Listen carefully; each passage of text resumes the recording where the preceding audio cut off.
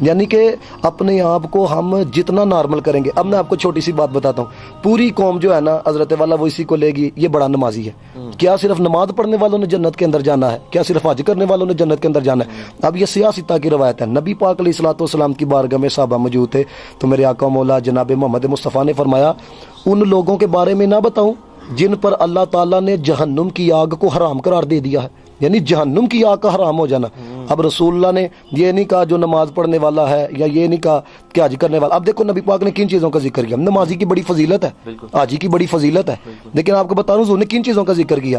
میرے نبی پاک نے فرمایا جن پر اللہ تعالیٰ نے جہنم کی آگ کو حرام قرار دے دیا نا, پہلی چیز حضور علیہ الصلوۃ والسلام نے فرمایا وہ شخص جو بڑا ملنسار ہے.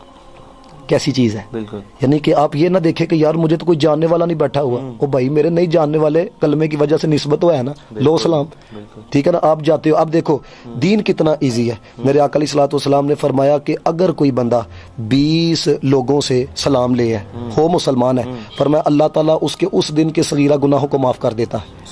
اب غور کریں, یعنی کہ آپ سلام لیں گے نا کسی سے, اب آپ آئے ہیں میرے پاس, میں آپ کی پرسنالٹی سے ہو سکتا ہے, یعنی کہ فطری عمل اس طرح کا ہوتا ہے, بندہ اندر سے کہتا ہے اگر میں آ گیا ہوں اب میرا وجود ہو سکتا ہے یہاں پہ تھوڑا سا کم ہو جائے, ان کا زیادہ ہو جائے, ان کی پرسنالٹی زیادہ ہے, لیکن جب میں آپ سے ملوں گا نا سلام لوں گا, کوئی گفتگو شنیز ہوگی, ہو سکتا ہے کوئی جملہ اثر کر جائے, میں کہوں گا نہیں میں نے تو کچھ اور سمجھا جائے, یہ تو کچھ اور ہے. اب نبی پاک نے جو دوسری چیز کا ذکر کیا, میرے آقا و مولا جناب محمد مصطفیٰ نے فرمایا کہ دوسرا وہ شخص جس پر اللہ تعالیٰ نے جہنم کی آگ کو حرام قرار دے دیا ہے, فرمایا وہ جو نرم اخلاق والا ہے. اب یہاں پر دیکھیں ہمارے سوشل میڈیا پہ اتنی تماشبینی شروع ہو چکی ہے, کسی بندے میں آپ نے کوئی برائی دیکھی ہے نا, اب تعلیمات کیا ہے اسلام کی ہے یہ تو غور کرو. یعنی ہر بندہ میں نبی پاک کا عاشق, میں صحابہ کا عاشق, میں اہل بیت کا عاشق, او بھائی میرے ان کی تعلیمات تو دیکھو ہے. اب حضرت امام حسین نے ایک شخص کو دیکھا وضو ٹھیک نہیں کر رہا تھا, آپ نے یہ نہیں کہا اوے تیری اتنی عمر ہو گیا تو میں وضو کرنا نہیں آتا. ابھی دیکھو نا اس یہ ہمارا سمجھانے کا طریقہ, لیکن قربان جائیں حضرت امام حسین نے کس طرح سمجھایا, کہنے لگے کہ میں وضو کرنے لگوں دیکھو ذرا میں ٹھیک کرتا ہوں.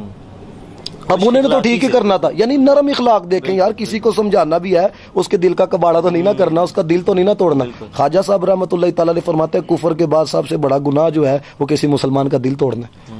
تو یہ جو چھوٹی چھوٹی چیزیں جو ہم نے چھوڑ دی ہیں, پھر ہمارا کوئی لڑکا نوجوان کچھ پڑھ لکھ کے یو کے چلا جائے, وہ میں نے تو ادھر بڑی انسانیت دیکھی ہے, میں نے ادھر یہ دیکھا, میں نے ادھر یہ دیکھا. آپ میری بات کی تائید کریں گے وہ چاند پہ پہنچ گئے, لیکن ان کے والد صاحب بڑھاپے کے اندر اولڈ ہاؤس کے اندر ہوتے ہیں. یہ علم نے ان کو یہ اثر دیا ہے.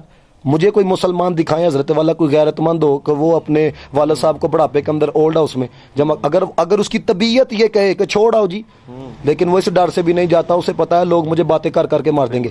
اب مجھے بتائیں کہ اس کے اندر کس چیز نے اس کو روکے رکھا ہے؟ نسبت مصطفیٰ نے. تو یہ جو چیزیں تھی جو اسلام کی تعلیمات تھی انہوں نے اپنا لی, تو ہم لوگوں نے چھوڑ دی ہیں. تو یہ تو نہیں نا حضرت والا کہ ہم سمجھے کہ جناب وہی سب کچھ ہے. اقبال تو وہاں سے پڑھ کے آیا لیکن متاثر نہیں ہو کے آیا, اس نے کہا خیرہ نہ کر سکا مجھے جلوہ دانش فرگ, سرما تھا میری آنکھ میں خاکم مدینہ و نجف. تو میں صرف یہ کہنا چاہتا ہوں کہ جو بھی یعنی کہ سوشل میڈیا پہ کام کرنے والا ہے, اللہ کے بندو آپ مسکرانا بھی کسی کو سکھا سکتے ہو نا, مسکرا کے بد آپ ایک بات سچی بات بیان کرو ہے, نہ کہ حضرت والا بندہ یہ دیکھے مجھے ویوز کس میں آئیں گے. اب میں چونکہ آپ کے چینل کی توسط سے ایک بات کرنا چاہتا ہوں, میں پچھلے دنوں حضرت چونڈا بیان کرنے کے لیے گیا, تو میں چونکہ سوشل میڈیا پہ خود مجھے نوجوان سنتے ہیں, اب ادھر کیا تھا میں نے سب کو مخاطب کر کے کہا, میں کہ یار اگر کسی سے کوئی سبقت لسانی کی وجہ سے غلطی ہو جاتی ہے, یہ جائے کہ آپ سوشل میڈیا پہ تماشا لگاؤ, آپ کا مسلمان بھائی ہے نا, آپ اس کے پاس جائیں, اسے جا کے کہیں یار قرآن و سنت کی یہ تعلیمات ہے, آپ باز آ جاؤ ہے, اگلا بھی اس بات کو قبول کرے. لیکن اگر آپ یہ کرو آپ نے اپنے علم کا اظہار کرنے کے لیے کسی مسلمان کا دل توڑے, یہ کہاں کی انسانیت ہے. اب میں نے گفتگو کے درمیان میں کہا یہ جو طرز ہے, طرز مطلب یہ ہے کہ یہ جو طریقہ ہے, میں نے کہا یہ جو طرز ہے قرآن و سنت کے خلاف ہے کہ آپ اس طرح سوشل میڈیا پہ آ کے کسی کی پگڑی اچھالیں. اب کیا تھا جناب والا, ایک چینل والے نا پیچھے سے سارا کلپ کاٹ کے نا تو اس نے یہاں سے لگا دیا یہ جو طرز ہے نا قرآن و سنت کے خلاف ہے, اوپر سے 4-5 علماء میرے مسلک کے لگا کے نا تیر لگا دیا کہ یہ دیکھو جی قاری رمضان صاحب نے فتویٰ دے دیا. اور میں تو یہ کہہ رہا تھا بھائی میرا کسی مسلمان کا دل توڑنا قرآن و سنت کے خلاف ہے, اس نے دیکھو کون سا رنگ. اب مجھے بتائیں جہاں تک اس کا جھوٹ جائے گا, ٹھیک ہے نا, اس پر جو ریئیکٹ کرے گا, اب علماء کے خلاف ان کا ذہن جا رہا ہے, علماء کے خلاف جانا دین کے خلاف جانا ہے. اب غور کریں کہ اس بندے کی ایک کمینگی کی وجہ سے معاشرہ کتنا متاثر ہو رہا. حضرت والا پیسہ جتنے آپ کے مقدر کے اندر ہے نا اس سے نہ زیادہ مل سکتا ہے نہ کم مل سکتا ہے. تو آپ اگر اس طرح کی بے شرمیاں کریں گے تو آپ تو رب رسول کو ناراض کریں گے. ہو سکتا ہے چند ٹکے کما لو لیکن آخرت میں آپ کے لیے کچھ نہیں ہے. بالکل بہت زبردست, بڑی اچھی گفتگو چلی ان کے ساتھ. جہاد بالنفس کی بھی بات چلی, یہاں پر حیا کی بھی بات چلی, اور بڑی اچھی گفتگو رہی. مجھے دیجیے اجازت, اللہ نگہبان.